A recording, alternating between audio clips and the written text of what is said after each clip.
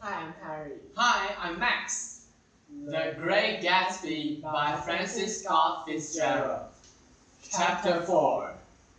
At 9 o'clock on one morning in late July, Gatsby drove up to the front of my house and sounded the horn of his car. "Good morning, Oswald," he said when I opened the door. "We're having lunch today, and I thought we were right there together."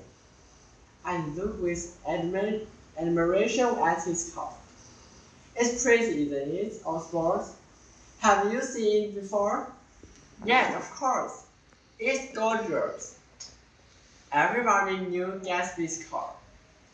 It was a rich cream color, almost yellow, and had green leather seats. There was plenty of space in it for all kinds of boxes. Hat boxes, picnic boxes, and tool boxes. I got in and he dropped off through West Egg. I would talk with him half a dozen times in the last month and found, to my disappointment, that he had little to say. I no longer thought that he was an important person. He was just the owner of the big house next door.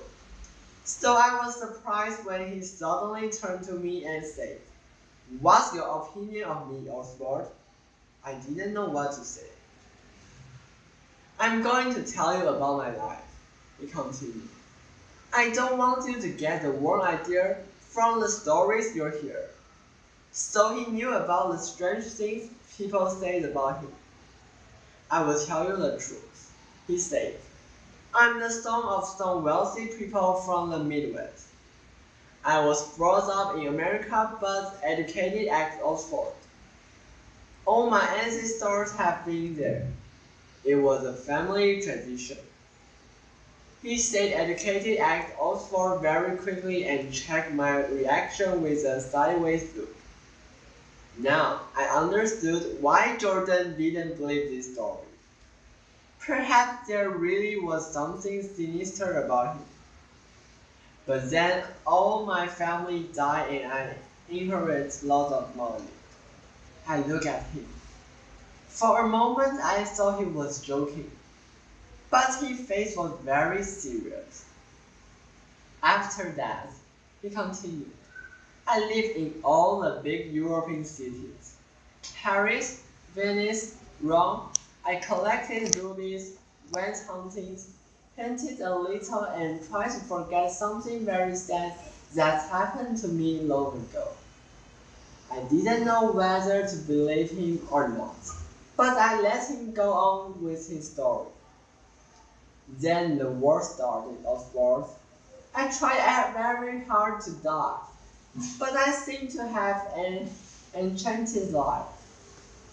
He had won many medals. He took one out of his pocket and showed it to me. "Turn it over," he said. On the back of the medal I read, "Major J. Gatsby, for valor extraordinary."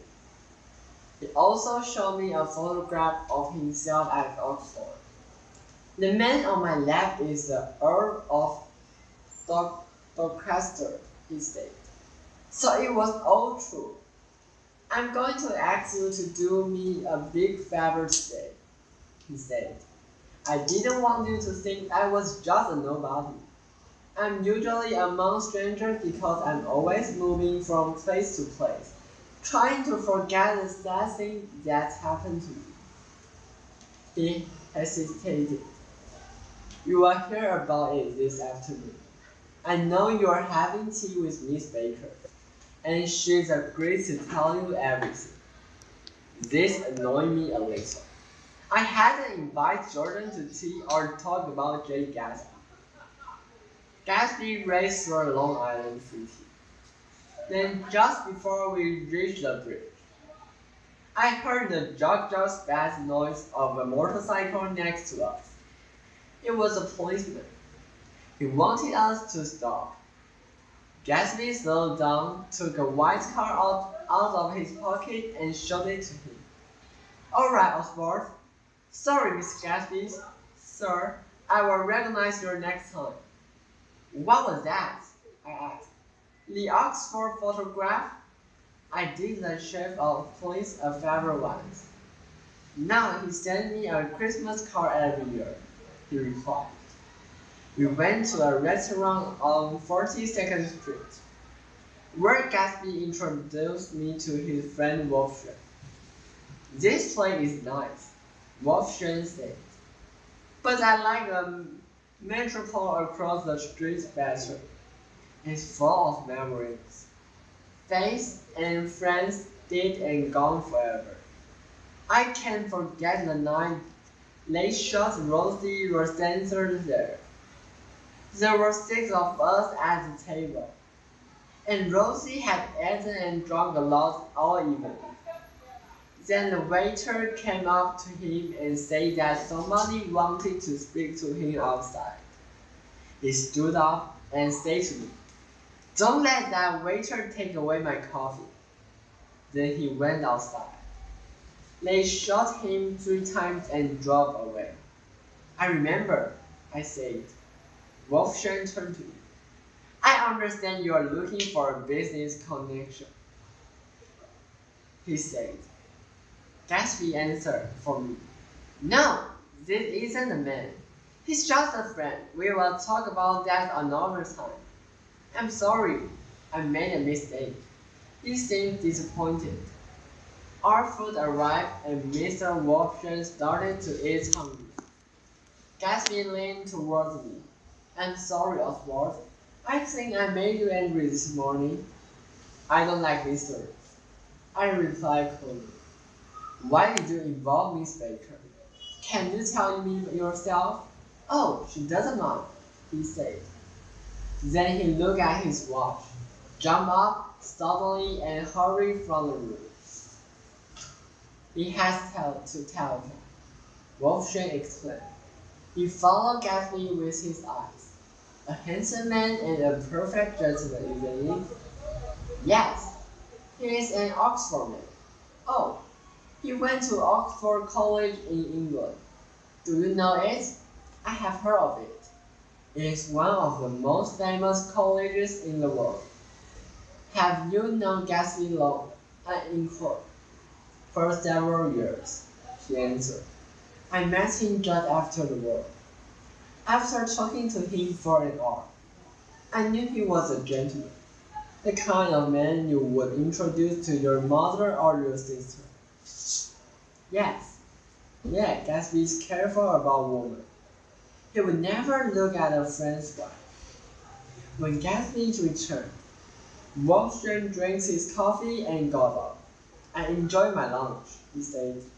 But now I'm going to leave you 2 young men together.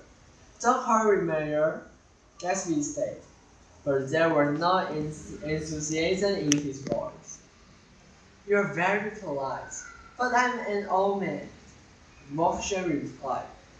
You stay here and discuss your sports and your ladies. After he had left, Gatsby said, everyone in New York knows him. Is he an actor? No, Mayor Wolfgang's a gambler. Gatsby hesitated then asked coldly. He is the man who fixed the World Series in 1919. I was shocked. I had never imagined that only one man was responsible for cheating 50 million people. How did he do that? I asked. He just saw an opportunity. Why isn't he in jail? They can get him, Oswald.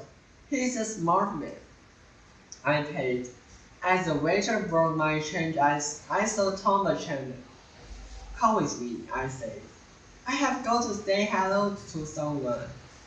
Tom jumped out when I saw him. Where have you been? He demanded. They seem furious because you haven't phoned. This is Mr. Gatsby, Mr. Chandler. They shook hands briefly and I saw a strange look of embarrassment on Gatsby's face. Why did you come this far?